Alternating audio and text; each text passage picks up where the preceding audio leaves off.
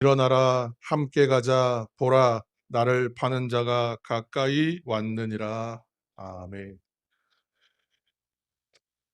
주님과 함께 가야 하는 길이라는 제목으로 하나님 말씀 함께 나눕니다. 사랑하는 성도 여러분, 오늘은 이제 부활절을 한 주 앞둔 사순절 여섯 번째 주일, 또 예수님의 예루살렘 입성을 기념하는 절기인 종려 주일입니다. 내일부터는 우리는 이제 경건과 절제로 주님의 십자가 깊이 묵상하는 고난 주간을 지나게 됩니다. 우리 주님께서는 유월절을 지키기 위해서 예루살렘 성에 입성하셨습니다. 그때 예수님 화려한 어떤 말이나 마차, 개선장군처럼 왕처럼 등장하지 아니하시고 스가랴 선지자의 예언 그대로 작고 초라한 작은 나귀 곧 새끼 나귀를 타셨습니다. 부와 권력을 상징하는 세상의 왕이 아니라 평화와 화해를 주시는 겸손의 왕으로 오셨던 것입니다. 사람들은 겉옷과 종려나무 가지를 길에 깔고 또 흔들면서 호산나 크게 외치면서 열광했습니다. 그것을 오늘 종려주일이라고 부르는 근거가 됩니다. 그러나 열광적인 환호도 잠시였고 십자가를 향한 급박한 순환의 시계가 돌아가기 시작합니다. 제자들과의 마지막 유월절 만찬 자리에서 예수님께서는 제자들의 배신을 예고하십니다. 무겁고 긴장된 분위기 속에서 주님께서 겟세마네 동산으로 기도하러 올라가셨습니다. 오늘 본문은 바로 그 겟세마네 동산에서 드려진 예수님의 처절한 기도의 장면을 우리에게 보여줍니다. 주님은 베드로와 야고보, 요한을 데리고 가시며 신이 놀라고 슬퍼하셨다고 합니다. 내 마음이 심히 고민하여 죽게 되었으니라고 사실적이고도 직접적인 고백을 들려주십니다. 예수님께서 이토록 두려웠던 이유는 단지 육신이 찢기는 고통 또는 죽음 때문만은 아니었습니다. 주님이 가장 두려워하셨던 것은 우리의 모든 죄를 짊어지시기 위하여 죽으심으로 영원토록 하나이신 성부 하나님과의 관계가 단절된다. 그리고 그 순간 버림을 받는다. 라는 사실이 두려웠던 것입니다. 이런 극심한 두려움과 고통 가운데서도 그러나 우리가 잘 알고 있듯이 예수님의 기도가 어떻게 기도하고 계시는가?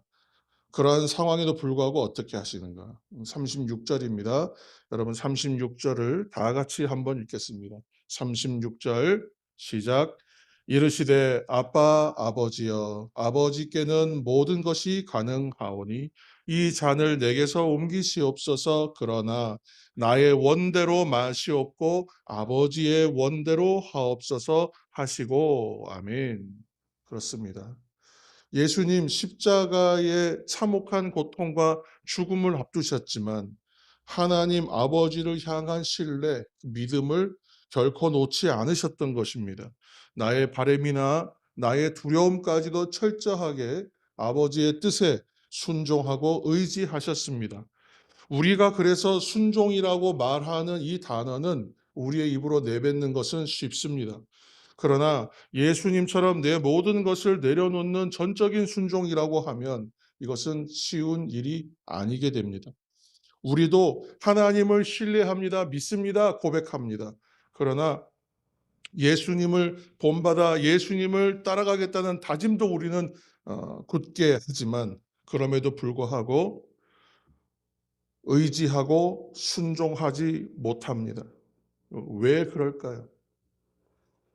예수님은 겟세마네에서 기도하시던 그 절박한 그 밤에 제자들을 향해서 곁에서 함께 깨어 기도하라 당부하셨습니다.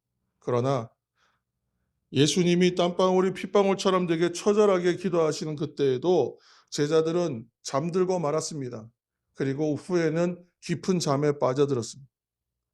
제자들도 물론 예수님 말씀대로 함께 기도하고자 했던 마음이 있었습니다.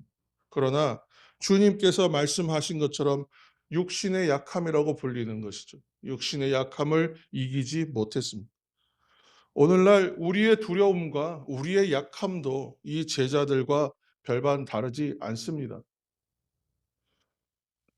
늘 영적으로 깨어 생명이 충만한 삶을 살아야겠다. 또 살고 싶다. 그런데 우리가 짊어진 일상의 짐은 생각처럼 너무나 무거워요. 정신없이 우리를 분주하게 만들어요. 그래서 정작 가장 중요한 영적 문제에 대해서는 우리도 모르는 사이에 잠들어 있는 것과 같이 되고 맙니다. 이처럼 지쳐서 쓰러져서 잠들어 있던 제자들에게 세 번째 다가오신 예수님께서 마침내 이렇게 말씀하세요. 오늘의 주제의 말씀이기도 합니다. 42절입니다. 여러분 42절을 다 같이 한번 읽겠습니다. 42절 시작. 일어나라 함께 가자 보라 나를 파는 자가 가까이 왔느니라. 아멘. 일어나라 함께 가자 보라. 오늘 주님의 이 세 마디 말씀은 예수님께서 제자들에게 남기신 마지막 유언과도 같아요. 이제 고난 주간을 앞둔 우리들도 함께 이 말씀을 마음에 새기는 오늘 주일이 되기를 축복합니다. 첫 번째로 우리는 일어나야 합니다. 영적인 잠에서 깨어서 일어나야 합니다. 제자들은 잠들어 있었어요. 주님은 깨어 있으라 하셨지만 그들은 피곤을 이기지 못했습니다. 마음은 있었지만 몸이 약했습니다. 이 모습은 오늘 우리의 모습과도 너무 닮았습니다. 우리도 믿음으로 살고 싶고, 우리도 말씀 따라 살고 싶고, 그렇지만 현실은 바쁘고 피곤합니다. 마음은 또 쉽게 무너지고 맙니다. 신앙의 본질보다는 당장의 일에 시선과 생각이 쉽게 끌려가기 쉽습니다. 영적으로 깨어 있어야 하는데 자꾸 잠들게 되는 것입니다. 그런 우리에게 주님께서 말씀하세요. 일어나라. 낙심해서 일어나야 되는, 무기력에서 일어나야 되는, 끊임없이 나를 압박하는 죄책감에서 여러분 일어나야 되는, 영적인 잠듦에서 일어나야 되는 거예요. 부활 생명은 깨어 일어나는 사람에게 주어지는 놀라운 능력입니다. 고난주간은 우리가 다시 일어서는 시간이 되기를 바랍니다. 둘째로 주님과 함께 십자가의 길을 가야 합니다. 함께 가야 합니다. 예수님은 일어나라 하신 다음에 함께 가자 이렇게 말씀하세요. 제자들은 주님을 따르겠노라 베드로를 포함하여 모두 호언장담했습니다. 그러나 정작 주님이 고난받으실 때는 함께한 제자가 없습니다. 자신에게 위험과 불이익이 올까봐 두려웠습니다. 예수님을 모른다 부인하고 저주했습니다. 뿔뿔이 흩어졌고 도망쳤습니다. 그리고 숨었습니다. 제자는 주님을 따르는 사람입니다. 신앙의 핵심은 여기 있습니다. 내가 얼마나 형통한가? 내가 세상에서 얼마나 높이 가는가? 얼마나 내 이름이 알려지고 내 자리가 든든해지는가? 내 소유가 많아지는가? 세상에서 얼마나 잘 되느냐는 전혀 본질일 수가 없습니다. 중요한 것은 신앙의 본질은 내가 지금 주님과 함께 가고 있느냐, 동행하고 있느냐에 있습니다. 제자들은 정작 주님이 가장 어려우실 때는 함께하지 못했습니다. 잠들었고 흩어졌고 부인했고 도망쳤고 숨었습니다. 그러나 주님은 그런 제자들을 향하여 말씀하시는 거예요. 함께 가자. 이것이 저는 은혜라고 생각합니다. 넘어졌어도 말씀하세요. 함께 가자. 실패했어도 말씀하세요. 다시 함께 가자. 넘어졌어도 다시 말씀하세요. 일어나라. 함께 가자. 주님과 함께 가는 길에 생명이 있습니다. 주님과 함께 가는 길에 부활이 있습니다. 주님과 함께 걷는 고난 주간이 되기를 다시 한번 예수님의 이름으로 축원합니다. 셋째로 영적인 현실을 보아야 합니다. 밝히 볼 수 있어야 합니다. 예수님은 마지막으로 보라 이렇게 말씀하세요. 지금 벌어지고 있는 일들을 보라. 너희들의 영적 현실을 보라.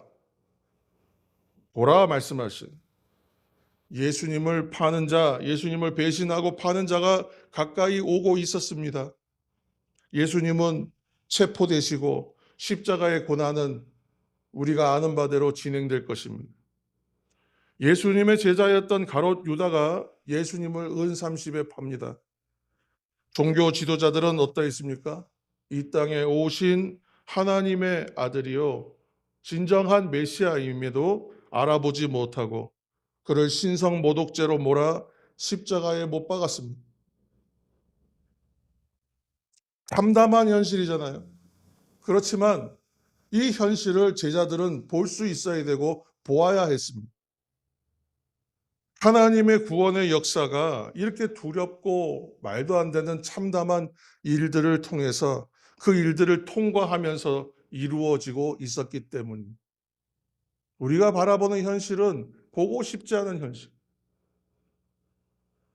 그러나 그 현실을 통과해서 하나님의 구원의 역사는 여전히 이루어지고 있다는 거예요. 이런 현실을 통과해서 하나님의 역사를 이루시는 것. 우리도 오늘 나의 일상의 문제로 지쳐 쓰러져 있다가 정작 내가 발견하고 내가 보아야 하는 그러한 진리와 생명의 길과 영적인 현실은 보지 못하고 놓치고 있지는 않은가. 오늘 우리도 보아야 한다는 것입니다. 바쁜 일상에 묻혀서 정작 보지 못하고 놓치고 있는 영적 현실을 밝히 볼 수 있어야 합니다. 그래서 우리는 다시 십자가를 보아야 하고 다시 십자가를 붙잡아야 합니다. 내 삶을 향한 하나님의 뜻을 그 자리에서 발견하고 밝히 볼 수 있어야 하기 때문입니다. 내가 왜, 무엇 때문에 잠들어 있는지, 무엇이 지금 나에게 적용되고 필요한 신앙의 본질인가를 다시 보아야 합니다. 사랑하는 성도 여러분, 오늘 말씀은 아주 짧습니다. 이 세 가지, 일어나라, 함께 가자, 보라. 주님이 제자들에게 주신 유언과 같은 이 이야기들을 우리는 다시 한번 새기는 것입니다. 예수님께서 가신 십자가의 길을 걷는, 동일하게 걷는 우리들에게 주시는 말씀이기도 하기 때문입니다. 이 말씀을 들은 사람들은 제자의 길을 걸어갑니다. 십자가의 길도 걷습니다. 이것이 고난주간을 만나는 성도들의 자세요, 부활 생명을 누리는 길이기도 합니다. 세상적으로는 예수님의 제자로 살지 않아도 큰 문제는 없습니다. 큰 문제 없이 살 수 있고 어쩌면 그게 더 편할 수 있어요. 그러나 분명한 것은 주님 안에서 누리는 참된 생명, 부활의 능력은 경험할 수가 없습니다. 왜냐하면 십자가 없이는 부활도 없기 때문입니다. 부활 생명은 멀리 있고 장차 먼 훗날에 이루어지는 이야기가 아닙니다. 그러한 일도 아닙니다. 이미 시작된 생명이요, 지금 바로 여기서 시작되는 생명입니다. 두려움보다 순종으로 살고 내 뜻보다 하나님의 뜻을 붙드는 생활이 그 생활이고, 영적으로 깨어서 주님과 동행하는 삶이 바로 부활 생명의 삶입니다. 나는 죽고 내 안에 다시 사신 예수로 사는 삶, 그 삶이 바로 십자가의 길을 걸어가고 고난주간을 통과하는 우리의 삶입니다. 성도 여러분, 2026년도 고난주간입니다. 이제 맞이합니다. 일상에 지치고 상한 자리에서 여러분 깨어 일어나서 겟세마네 주님 곁에서 함께 기도하는 다음 한 주간의 삶이 되고 우리의 인생이 되기를 축원합니다.